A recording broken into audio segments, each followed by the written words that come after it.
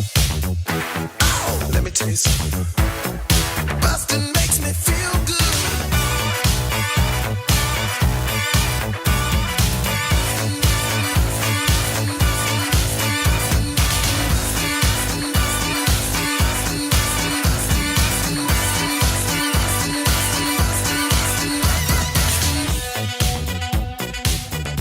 Hey everybody, welcome to Blockbusting, the podcast where we love to hate the movies. I'm your host, Jay Light. Joining me today, John Fahy. Hi. Hey, what's up, dude? I am very excited to be here. I'm really into talking about this movie because I wanted to do this show for a long time because I think it's really cool. Thank you. But like, I don't really hate anything. You know what I mean? Right. And then I thought of one, but I thought it was too obscure, which was the Black Christmas remake. The one from, like 3 or 4 years ago, right? It was 2014, or was it older than that? I think it was even older than that. Okay. Did you see they're doing a new Black Christmas remake, they're doing by the way? another one, and do you see how different they're making it? Yeah. Yeah, it's like culty, kind of. Yeah, it looks kind of like they're leaning into this new vibe of... I've seen other horror movies do this lately, where it's like a frat is in charge and the frat is the scary thing. Yeah, or like I think it's supposed to be very like pedophilic secret society. You know what I mean? That's frats. It's All frats are is pedophilic secret societies. Yeah. Throwing a little racism in there too. No, they just get older and then they become the secret society pedophiles. Yeah, there you go. Government. Yeah. Expose them. But I mean, whatever, that's cool. I hope it's good. But I love the original so much. And then that other remake was so dumb. And I go to the movies by myself. Me too. Love going to the movies by myself. Big advocate of it. Yeah, I think everybody should. I think it hits you harder.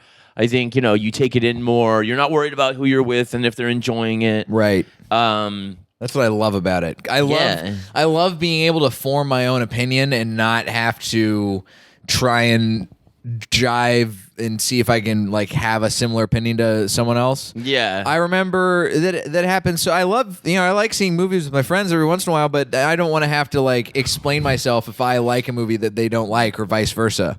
Oh, yeah. Because then it just becomes a weird argument. It is. It's a very weird argument because you experience something and, it's kind of, visceral or whatever. And like, you're just kind of like, you're both set in your ways. Right. You know what I mean? Like, yeah. I was really touched by something in a movie one time. My friend next to me goes, poof. I was like, oh man, we are taking this way differently. Yeah. Like, That's how I felt. So when it's funny, we were just talking about Mulholland Drive before we started recording. Mulholland Drive is one of my all-time favorite movies. Yeah, it's incredible. And when I had friends of mine move to LA, and I'd watched Mulholland Drive for the first time right before I moved to LA. Wow. And so I was like all about it. I was like, this is like a perfect LA movie. Yeah. And now you guys are here. Let's watch Mulholland Drive together. Right. And they didn't want to finish it. Really? We got to the part where I think it's like Justin Theroux trying to pitch the movie to the execs, and it's not your film, and that whole scene. Right. They were like, yeah, I don't know about this, and I was like, you guys, yeah, come on. But I mean, who knows? Yeah, they're not. Sometimes my friends, when it's all like, oh, let's all get high and watch a movie together. Back in the day, it's like, oh, we're not the most sophisticated bunch. We're not here to try and get on board with this. Yeah, I saw Venom alone. Which is what we're talking about, by the way. Yeah. Venom. Yeah. 2018's Venom. Yeah. So you saw it by yourself. I saw it by myself at the ArcLight, kind of knowing it was bad. Oh, you paid for ArcLight money to go see it there? I really like going to the ArcLight. And you know what? You want to know what I do? What do you do?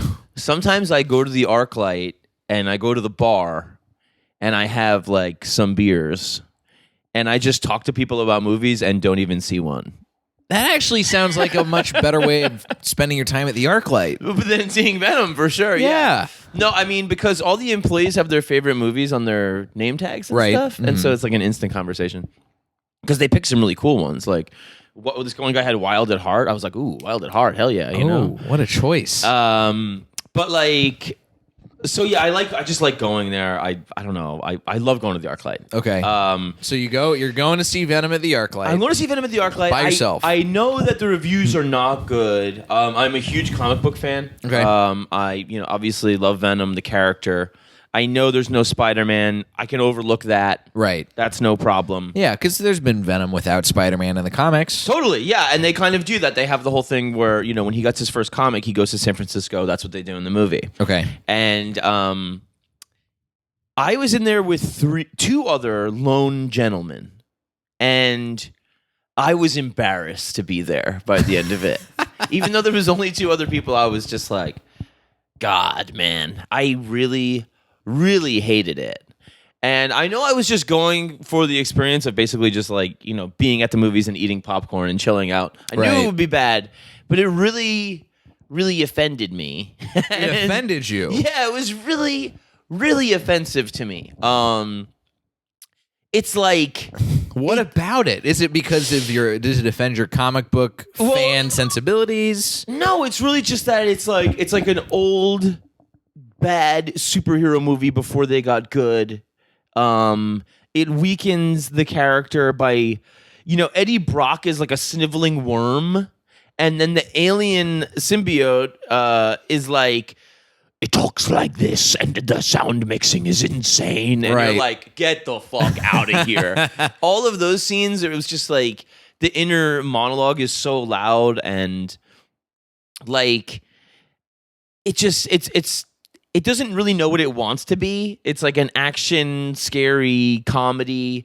And, I love Tom Hardy, of course. I mean, you can't... Tom Hardy's like all-time greats. Yeah, he's incredible. He's one of those guys who he's kind of like I get the kind of Leo DiCaprio vibe from him. Like, he's going to be killing it in movies for a very long time before he ever gets any kind of Oscar recognition. Yeah, probably. But he's just that good. Yeah, he's really fantastic. I just don't like what they did with the character. Okay. Because it's like, in the comics, whatever, it's like the alien costume, the symbiote, and Eddie Brock are both pissed off. Right. In this one, the symbiote is just like a psycho. And then Eddie Brock is like, oh no, I don't want to bite somebody's head off. Right. You know what I mean? Because it's such a weird... So I should let you know, and I feel like this is something, if you've listened to the Blockbusting podcast before, then you will know this. But I'm not a comic book person. Right. I like a handful of comic book and superhero movies, but I never grew up reading comic books. It's not really my bag. Right. So the genre is of one that I never really watch with a lot of interest. I kind of avoid comic movies, and especially when it's one that I know is supposed to be very bad, like Venom. I was like, I'm not going to go see Venom in theaters. Yeah, the thing about the comic book movies, I'll grant everyone that is not amazed by them, is that comic book readers bring in a lot of feelings already. Right. You know what I mean? So if it's bad, it's going to offend you more. If it's good, like Endgame is like one of the best things that ever happened to me. Endgame is very, very good. Because I read comic books, and I think you still can enjoy them, good or bad. Like, you don't have to really like comic books to like The Dark Knight. Yeah. It's just an amazing movie. Exactly. But that's the thing about when you see one that is...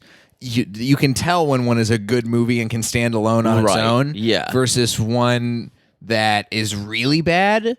But then I think that because I'm not a comic book fan, there's a lot of comic book movies that, for me, sort of exist in this weird like gray area. And Venom is one of those movies, for me at least, where I watched it expecting to hate it. Oh, yeah? I watched it having the lowest expectations just because I knew what everybody was saying about it. Okay. And then I watched it.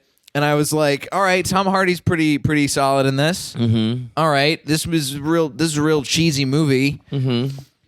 And this movie's really cheesy. It's really campy. Oh, it's kind of fun. But there's also and there's definitely a lot of movies like this is clearly not going to ever rise to the level of being a good movie. It's can never reach good. Right. But for me, it's fine. Like, I Right. had fun watching it. I Right. didn't come away from it being like, oh, that movie was trash, because I don't think I have any emotional attachment to it the way that Sure. you do. But I was watching it and I was just like, God, you fucking dum-dums. Why would you make this Yeah, choice? I think a lot of people found it kind of a charming bad movie. Yeah. And the reviews seemed to be kind of split that way when it came out.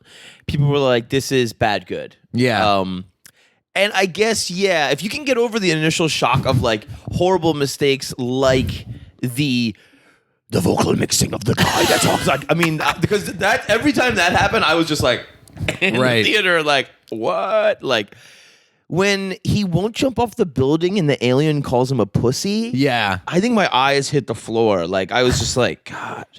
I was like, that is so fucking dumb. But see, that's exactly what I thought. But here's the so I think for me, my only experience with Venom cinematically before this, and I think this is everybody's, now that I think about it, Spider-Man 3. Spider-Man 3, Yeah. which is atrociously Yes, bad. yes. And not even it's so bad on a level that's like very entertaining for all the wrong reasons. Right, Like yeah. the sequence of emo Spider-Man. Oh, Emo painful. Tobey Maguire, so bad, but just so Yeah. just you can't recreate that in earnest. I know. It was like just that was really like a what are you thinking here, Right. man? This is really desperately bad. But for Venom, I was watching it and I was thinking, like, are they trying to make this really bad so that way it comes off okay? Yeah. I couldn't tell. What do you think? You're someone who's sort of versed in comic books and comic book movies. I think it feels like just too many cooks. Okay. Because like I said, like it doesn't really know which way it's going. Like they don't know Right. if they're playing it serious or not. I think Eddie Brock or Tom Hardy as Eddie Brock is doing comedy the entire time. Yes. So that's kind of good. But everybody else is like kind of serious. They have like the most laughable villain. Yeah, Riz Ahmed is I like him as an actor, but he's not really doing it for me in this movie. No, it was just very badly written, and you know, I think all of those actors are great. Jenny Slate, Michelle Williams, like Michelle. How do you get Michelle Williams to be in this know. movie? Yeah, That's wild. totally insane. Michelle Williams, Oscar nominated multiple times. Yeah. And you get her to just play sort of like a basic villain, not villain, but a basic like scorned woman who's like still in love with her ex. Yeah, But like she's, it's weird that she's kind of feels like she's slumming it for this movie.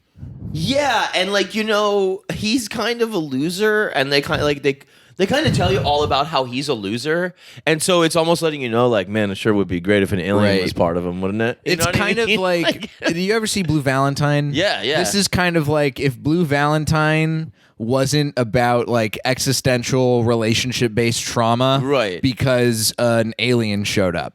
That's Yeah. what it is. That's what it is because it's so. The alien is in the middle of their kiss. Yeah. That is she transfers the alien back to him during their kiss, which then everyone was saying like there's this huge homosexual subtext with the alien, Right. and Which Hardy, is like. because the alien is inside him like all the time. Yeah. You know what I mean? And the alien is definitely the top. Yes. Tom Tom Hardy as Eddie Brock is a bottom for sure. It's in San Francisco. It's a fun. The alien at one point says, "I am Venom and you are mine." Yeah. Yikes! And the movie ends with them coming to this like agreement where it's sort of odd couple-y in a way. Yes. Where Eddie Brock is like, all right, you gotta cool it. You can't be coming out all the time. You gotta stay in the closet a little You can't bit. just bite off heads like crazy. Right. And that fucking ending, man, was kind of the turn where Venom goes against the other symbiotes that crashed to Earth with him. His own race Right. turns against them on a dime because he's suddenly charmed by Tom Hardy. How can you not be charmed by Tom Hardy You know though? what I mean? Like it was like it just comes so out of nowhere, and you're just like, huh? Like you're gonna kill like the only other things you've ever known to just stay on Earth with Eddie Brock. But then again, it's also like, I mean, that kind of plays into the whole homosexual subtext of it. That's, what's one of my favorite parts about reading up on this movie and the reaction to it was, so when they did the video and DVD release of it, they changed the marketing for all of the teasers to deliberately make it look like a romantic comedy. Yeah. To highlight the relationship between Tom Hardy and Venom the symbiote. And they said that was a reaction to the fans' reaction. And then they kind of like played into it. It's because it's shipping. Yeah. That's all they did. I imagine there's so many fan fiction Tumblrs that have just so many explicit scenes between Tom Hardy as Eddie Brock and Venom the symbiote. Totally, So many weird like jerk off fucking symbiote things. But it makes total sense. Yeah, for sure. I can see why that's the only thing that can save this movie. Yeah, I mean, you got to pull out all the stops, right? Right. And I guess that's like, I mean, I also watched this movie. I absolutely hate it.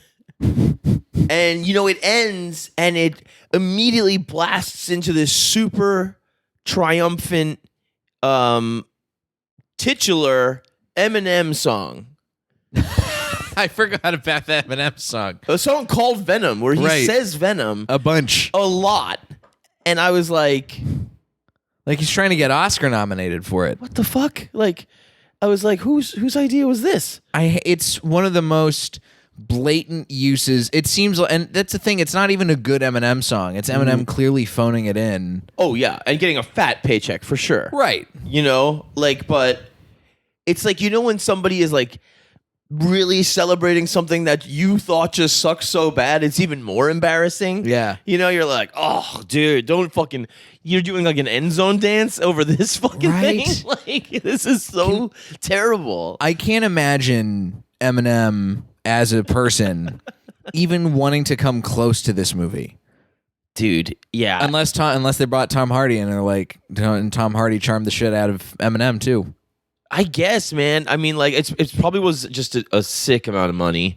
The budget, do you know the budget for this movie is like 100 to 112, The budget for this movie was 100 to 116 million. Grosses 856.1 million. Dude, it goes apeshit in China. They go fucking apeshit for this movie in China. I mean, also it does great in Mexico, UK.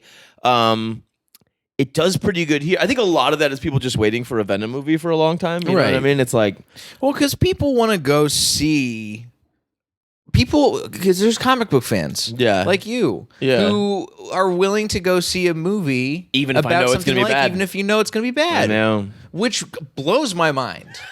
I don't understand that. What is it about? You have the red flags thrown up. Totally. You know that it's going to be bad. You're sitting there with two other guys who probably also feel the exact same way as you do watching this movie. Yeah. Why do you stay? Stay through it? Yeah. What keeps you from like walking out as you're watching this? I just think, I don't think I don't believe in walking out of movies at all. Really? You never felt like you should do it? No. Okay. I think if you're in, and you should stay in. Well, especially if you're paying for the ArcLight prices. Yeah, and I could probably get my money back, but I just think, you made a commitment and you gotta stick with it, and also out of curiosity, if it's really, really bad, let's see how they wrap this up. Yeah. Just out of curiosity, because, it's a nightmare. How much worse can it get? That's interesting now. That's true. You know what I mean? Yeah. It's now if it's so bad that I'm appalled, now I'm just so curious about the hows and whys of what a piece of shit it is. Well, that's the thing I felt watching this, because I was just sitting here on my couch and I was just like, it seemed pretty benign when I was watching it at first, because I was like, I wish you had gotten into the action quicker. Right. The stuff with Venom itself and even like symbiotes existing really doesn't show up for like 30 minutes of the movie. Yeah, it's kind of a long slog for a while. The pacing is all out of whack in this movie. But it looks nice, and Tom Hardy is there, and I'm like, I'll see where this goes. I like the people who are involved. Definitely, yeah. It's the Zombieland director? Yeah, Ruben Fleischer. Great director. Yeah. I'm a big fan of his work. Yeah, for sure. I'm excited about the new Zombieland. Yeah. You know? Ruben Fleischer knows how to make something that is fun. Right. But it's just sitting there, and I'm just like, what is going on? And then all of a sudden, it all hits me at once like, oh, this is why this movie's bad. Right, yeah. This is why. Yeah. Because it is just... I'm sitting here waiting for something exciting to happen in a comic book movie. That's not the way it should be. Right, exactly. And not just any not just a superhero movie, a movie where it's all villains all the time, crazy people biting their heads off. Yeah, totally. And aliens. Yeah. There's so many reasons for this movie to be bombastic and exciting. For sure. But instead I just get Tom Hardy like being nice to a homeless lady. And also not just cowering in the corner so many times and then just sweating a bunch. Yeah. It just doesn't make any sense. No, it's really, really dumb. They make this big thing out of, the symbiotes not matching with everybody. Right. And of course it lines up with the bad guy where you're like, all right, fine, and then, Michelle Williams has it, and, you're like, this thing's fucking not that choosy at all. What are you talking about, Yeah. But they use it as this purpose to show that this guy will kill homeless people. But yeah, the kind of reaction to the movie is really interesting to me. I do think that there is the Chinese market, they say, is basically like, if it's a spectacle, it'll do well. Right, because they just want to see a lot of visual effects. They're not really there for a story so much. All of the Transformers do great in China. It's just a big flashy, movie. They gave it an extended theatrical release in China. Dude, that is fucking They never crazy. do that in Chinese cinema. Wow. They added it was just like it doesn't make sense. No. For this movie to be a gigantic success. I could see this movie breaking even. Yeah. But now we're in this time where you're playing to the Chinese market. Yeah, and because that's where the money is. Yeah, and it's really interesting because you have these Western made movies that don't care if they're bad. Mm-hmm. Because Justice League is still in the top grossing movies ever. Yeah, even though Justice League is a hot, steamy pile of shit. And I think Batman vs. Superman is up there. Like, all of those, it doesn't have to be good. And everybody kind of knows it. So there's this weird thing of, here's a huge fucking movie. Everybody shits on it in the States or the UK or whatever. Right. And then we just go watch it, make a fuck ton of money in China, knowing there is a sequel coming. Right. Tom Hardy signed on for 2 more Venoms. Right. We know there's going to be a sequel because Woody Harrelson shows up saying the name of another villain from the Venom universe. Right. Yes. Yeah. We know it's going to happen. It definitely. Yeah. Right. And, all of that shit I would be on board for. I love Woody Harrelson. You know what I mean? Mm-hmm. I like him as a casting choice. I think that's really cool. I actually think it's kind of perfect, especially because of Natural Born Killers, Yeah. But I just know it's in the hands of pretty much such bad filmmakers, and I don't think it's the director. I do think it's more the studio. Yeah, I don't think it's Ruben Fleischer's fault. I don't think it's the fault. It's not the fault of the director. It's not the fault of the actors. It's the fault of the way the system is now. Yeah, and one of the guys involved in this movie is the guy that shoehorned Venom into Spider-Man 3. Really? Against the wishes of Sam Raimi. Oh, boy. So it's you kind of know that that's the crew behind it. And I think it's just it's not like there's one guy behind it, with Kevin Feige or whatever, that's really into it. I think it's a bunch of people with kind of half harebrained schemes, right? All throwing shit in the pot, and then a big whatever mess comes out, right? Well, because the other thing that's evident about watching comic book movies get made now is that it is so much pushed by the studios, but the studios don't have any execs backing it who understand fandom. Sure. From anything other than a standpoint of oh, these people bought these comic books. They like this character. He's been around for a while. All right, cool. Let's make a movie about him because people will come see it. That's it. Sure. They don't care about telling a story that you would actually appreciate. Yeah, but I mean, I guess in a way there is a thing where like they already know they have my money, right? Because I'm going to come see it because I'm like weirdly curious just to see what they get right and wrong. I think about the mythology. I get that. You know? Okay. So like I'll kind of go for curiosity about that alone. So it's like, you know, we act like, you know, comic book nerds are this huge like thing of like, you know, but it's like the studios know all those idiots are going to see it whether it sucks or not, pretty much, you know? I just think it's such a shame that now we know, thanks to movies like Avengers Endgame and Infinity War, that there are movies that you can make a comic book movie that's a good movie. For sure. It stands on its own. Yeah. And instead they're like, all right, we're gonna pump and dump. Yeah. That's what gets to me. Yeah. There's a lot of stuff where, you know, I think they're, you know, you're already making a Venom movie and you're not having people screaming about no Spider-Man. So you're already getting away with something there. Right. And then you still just kind of make it a mess. It's like, guys, come on. Like people were giving you an opportunity here and you still kind of fucked it up. Right. Except you didn't because you made a fuck ton of money and you can obviously make two or three more. So who are we to say? Exactly. Anything? It's only a critical. Who's the real fools? Yeah, the critical backlash doesn't even really matter. Right. You know what I mean? Yeah. Because like you send it to China, it's gonna do great. The fucking nerds here are still gonna go see it to talk about how bad it is. Yeah. There's no downside. Yeah. It's like a fucking punitive free fucking decision. And you get Tom Hardy in there, and Tom Hardy deserves to be working more. Yeah, he Why gets not? a ton of money. Michelle Williams gets paid. Yeah. You know, good for Riz her. Ahmed gets paid. I love all these actors. Everybody in it is great. This is the kind of, I guess it's in a way it's like it's good that movies like this exist. Yeah. Because it gives good actors a chance to get a paycheck. Totally. In a way that's you don't have to go do some weird, like I would imagine the 90s it was a real desolate time and you had to go and like, oh, okay, I guess I got to do a Lifetime movie or something. Right. No, you're just going to do a Marvel movie now and you'll make your money back. And you know, I even think I love the guy that is the despicable Venom voice. Do you know him? I mean, I know that they had I Tom think- Hardy do the voice on set. Weird. And I think, because I was reading about this, he did his Eddie Brock voice, and then he said it was like a James Brown lounge lizard kind of voice. Hold on, let me see if I can find it. I think he's the guy that does the president in Rick and Morty. Really? Yeah. Who is that? You definitely know. Oh, no. He did it. He did it all himself. Did he do it? Yeah. Hardy gave Brock an aw shucks American accent. This is actually great. This is how good of an actor Tom Hardy is he went method with it.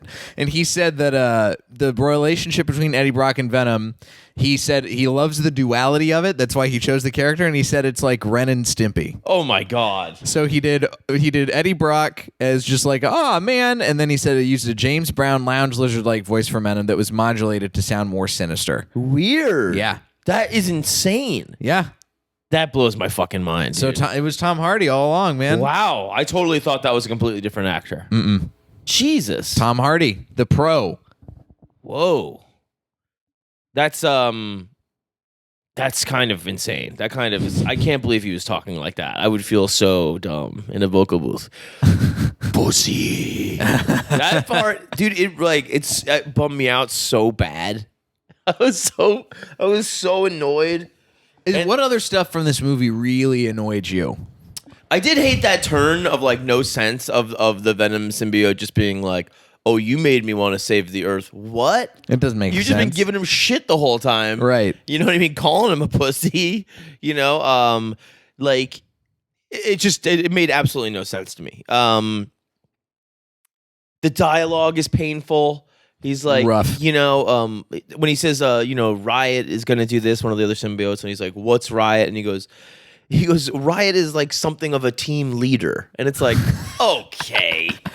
What? It's all this stuff. There's moments that these characters, there's choices that are made from like the very beginning of the movie all the way to the end that make no sense. Yeah. But they have to make no sense in order for the story to move, which I fucking hate. Right. Like even at the very beginning when Eddie Brock is interviewing the head of the what is this? What by the way, could they pick a more evil name for a corporation? The Life Foundation. I know. Are you fucking kidding me? Yeah, isn't that great? But he's interviewing the head of the Life Foundation. He's interviewing Riz Ahmed, and he's had this whole conversation with Michelle Williams, and she's like, I work for this company. You can't do anything to fuck up this interview. And then he's like, I'm going to fuck this interview up, I think. That made no sense to me. And it's like, you do suck. Yeah. He like snoops on her computer. You know what I mean? Like, throws her under the bus immediately. She gets fired. It's like, yeah, dude, this was dumb on every level. He follows her home. You know? It's real weird. Yeah. Good. I mean, good for the guy, for Dan, the sweet, caring boyfriend doctor who's I like, know. You know what? I'm just going to put up with this. I know. I feel like he's the closest we have in this movie to an audience surrogate where they were just like, oh, bless their souls for trying to make this movie. But you guys did a real, you know, made so many misfires here, but you know, good try. Good try, buddy. Yeah, I was so assured when I walked out that it would you know, I saw that little teaser clip for the follow-up. Right. And I was walking out thinking, no way, pal. You guys are... There will not be carnage. You are not wink, getting away wink. with this. And then they did this thing where in the theater they were like, oh, and stay after the credits for a look at Spider-Verse, which is amazing. Have you seen Spider-Verse is fantastic. It's incredible. That's a movie that, again, a movie that shows that you can do a really good superhero movie that also stands on its own without you having to have backstory or knowledge of the characters. My friend doesn't read comic books, has watched Spider-Verse like 1,000,000 times. He's like, I love it. It's to the point where I want to start reading comic books. So that's incredible. But I also felt like in the theater, I was like, oh, they know how bad they did with Venom. And they're like trying to keep you on the hook. To like, well, okay, well, wait for Spider-Verse though. You know, that was the impression I got in the theater. And then they picked like the worst clip of Spider-Verse. Really? Yeah. So I wasn't even like psyched about that. I was just like, who gives a shit, you know? And then I actually saw Spider-Verse in 3D IMAX at Chinese. Oh, amazing experience. The best way to see it. It was easily the best thing I've seen in 3D because it was like, it felt like the comic book halftones and all that shit was coming out. It was absolutely amazing. Right. But it just felt like such a Hail Mary at the end of Venom to be like, we also have another spider-themed thing coming, you know. And Spider-Man's actually in this one, I promise. Yeah, and like, but I remember walking out thinking, there's no way that fucking Carnage movie is getting made. And now I'm thinking, like, the Carnage movie will probably fucking make more money than this one. Yeah, I would almost assure that it will. Because Sony has their whole separate Marvel universe now because the negotiations lapsed to keep Spider-Man separate. So now they're just going to build this whole Spider-Verse. Yeah. And it's all going to happen. And it's expected to be released October 2nd, 2020. And did you see who's directing it, by the way? No.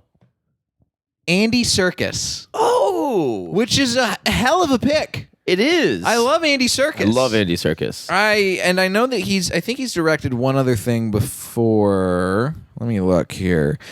Because, I mean, if you're ever going to get somebody who understands how to do a good motion capture based performance. Yeah, for sure. Andy Serkis is the GOAT. Yeah. And what is he? Let's see. Directing. Andy Serkis. What have you done? What have you done for me lately? He directed Mowgli, Legend of the Jungle. He also directed Breathe. And he's been in a bunch of random stuff. But he's got to do it himself. Yeah. Venom 2 is like Andy Serkis is coming out. Yeah. As a director. I think he's incredible. I think he should get an Oscar. I love everything he does. I think he's very underrated. Andy Serkis and Tom Hardy together is going to be magic on camera. Yeah, I mean, Probably. I think that'll be dope. I can't wait to see, what they do with Carnage. Carnage is another amazing, villain. Mm-hmm. I just hope it gets, I would love to think that they learned lessons from this movie. I would be completely unsurprised if they didn't at all because they don't have to. Right. Obviously. Yeah, they don't. There's no need for them to come away from this having learned anything. Not really. I think the thing they've learned is seventh that we're all highest rubes. grossing movie of 2018. I believe so. I think it's the second highest grossing superhero origin character story behind Black Panther, which was nominated for a fucking Oscar. That is ridiculous. It's It's so crazy. I mean, there's a lot that's going on in the realm of this movie, in the realm of Venom, in the realm of the way people treat comic book movies. Venom is this is the movie we kind of deserve as an audience. Yeah, I mean, the thing is this. We've been asking for this. They have this, all this ridiculous data now with all this focus group shit and everything. And they said basically it ticked all these boxes of people wanting to go see it because they're fans of Venom. Right. Because they hope it will be Spider-Man related. Right. And because they just want to see a Tom Hardy movie. That's literally the only reasons people go see the movie is because they come out and they're like, okay, yeah, let's wait. I can't wait for the next one. Yeah. Because it might have all of those other things that I was hoping would happen in this one. Oh, right. Yeah. And so it's like, that was enough. I mean, they definitely checked enough boxes to make it get by. It's just such a unremarkable piece of shit to me.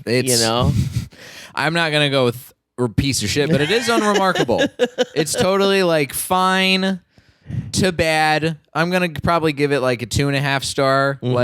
The most middle of the road that middle of the road can be. Yeah. Tom Hardy's here. Everybody's just swimming through this pile of shit script. Yes. And just really just hanging out and sort of phoning it in and sort of not really phoning it in, but you can't really tell. Yeah. It's not even, there's a different, you can make this a really great B movie, but they didn't even do that. I don't know. They just made a movie that's kind of. It's fine. Yeah. But it's just come on, guys. Because, there is that thing where you can do that and it's great. I love The Happening. What? Absolutely love The Happening. I think The Happening is a great movie. I mean, I love Snakes on a Plane. Dude, see, you know what I mean? Snakes on a Plane is cinema gold as far as I'm concerned. I think in The Happening, I think he told them to kind of ham it up in a B-movie way in their acting.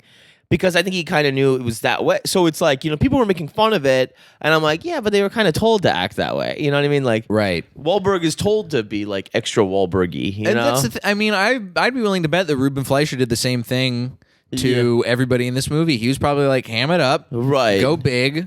Go kind of weird and comic booky because it's a comic book movie and it's going to be big. Yeah. So go for it. Yeah. And it might not be a comic book fan's cup of tea. Yeah. I mean, I just, I think it really doesn't know what it's doing. Yeah. Because Michelle Williams would be like, oh, I just put somebody's head off. And it's what? Right. That's played for laughs. And you're like, oh, okay. Oh, don't forget Tom Hardy getting in a fucking lobster tank. Oh, yeah. I mean, there's great sequences in this movie that I'm this is fun. That sequence is fun. But there's only so much you can get away with fun.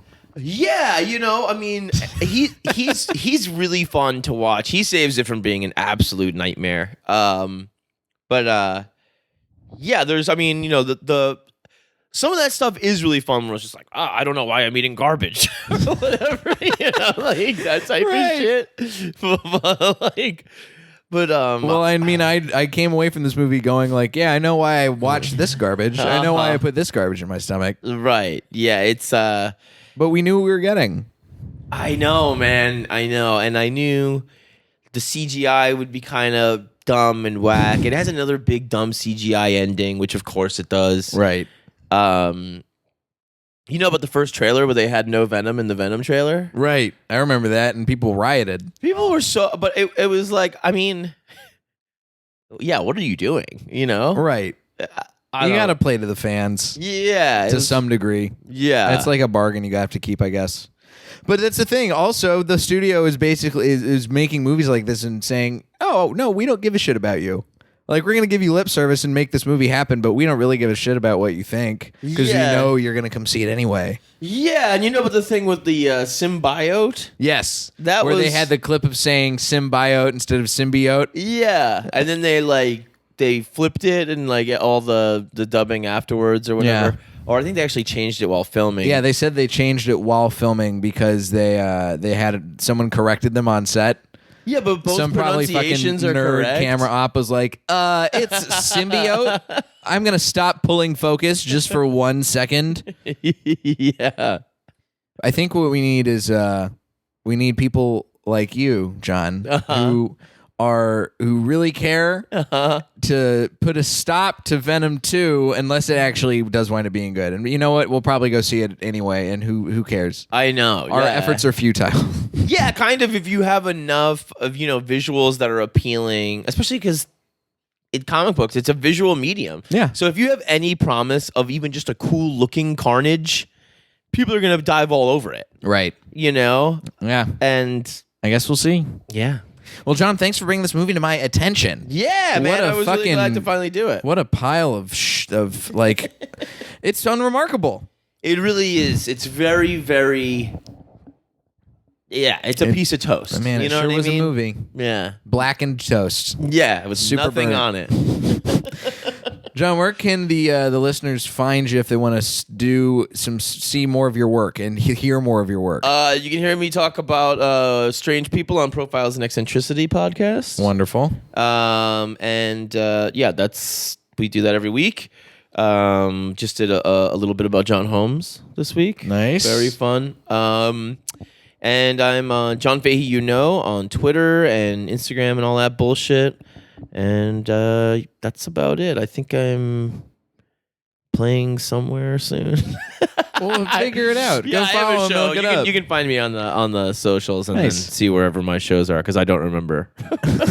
You can find me at Diet J on Twitter and Instagram, jlightcomedy.com for show dates. Oh, Diet J on Letterboxd also. I never plug Letterboxd on here, but I feel like I should. Very good. Are you on Letterboxd? Yeah. Wow, God, I got to follow you. I don't think I follow you on Letterboxd. Dude. I fucking love that website. Yeah. And you can, if you like the podcast, tell a friend, subscribe if you haven't already, leave a review, join the Facebook group, links in the show notes for that. And that's about it. Thank you very much, Jay. Thank you, John. This has been Blockbusting. Go see something good for a change.